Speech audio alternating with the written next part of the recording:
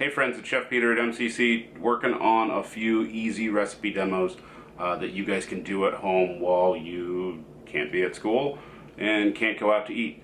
We're starting with eggs. Why eggs? Well, they're cheap and they're readily available, and it's something that anybody can make at home, even if they're in first, second, third, fourth grade. So we're going to start with some great basics. Today we're doing simple scrambled eggs. Now, the most important part about scrambled eggs is that you're set up correctly ahead of time. If you've had me in class, we've talked about mise en place. Mise en place is super important. It means that everything's ready to go before you start. So you'll see that I have set up my eggs, a place for those eggs to go. So I have a bowl for beating. I'm just using a fork. I don't need any fancy gear. I've got everything laid out before I begin, and that's going to help set us up for success.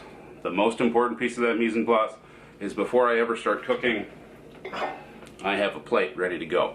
If I don't have a plate waiting for my scrambled eggs, they're going to get overdone in the pan while I go looking for one. So this, super important. But let's get started. Well, it is time to actually cook some eggs, so we're heading right into this. I'm cracking a couple eggs into a bowl. 2 is great for me. Notice that we're cracking on the flat surface of the counter. I'm not using the edge of the bowl. I don't want to get bits of shell into my eggs. Whisk, whisk, whisk, away we go. And notice I'm not actually using a whisk. You can use a whisk, they're great. They work great for this, but a fork will do the job. And you have a fork, I almost guarantee. We're really doing our job to make sure that's whisked well. We don't want white mixed in with our nice creamy yellow. Now, I did kick on the burner there. I don't know if you noticed that. We're going to preheat this pan while we whisk our eggs.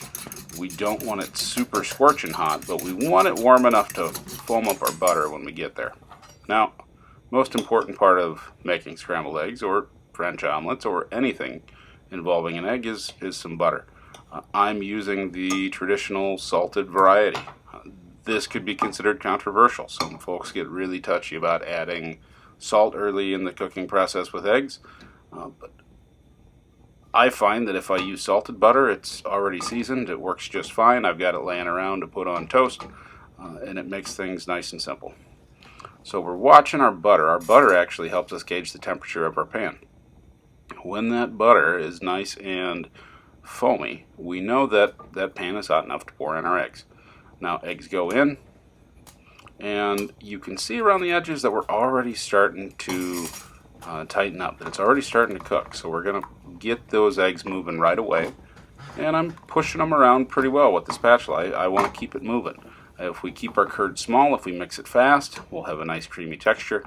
I'm pulling down my edges. Notice that I'm keeping those clean. It's a good non-stick pan, but you gotta make sure your edges stay clean or you will end up with some tough crusty bits. Now this goes pretty quick. We're almost there. And you'll notice that as I pull this out that these eggs are still a little bit wet looking. And that's on purpose. Eggs are pretty hot when they come out of the pan, and you'll notice that they do just kind of cook on their way. So it's a good thing I've got this plate ready. I'm going to lay down my plate, roll it out onto the plate, shape it up a little bit, and those are ready to eat. That was 2 minutes and you just made breakfast. Turn off your burner so you don't burn your phone, and bon appetit.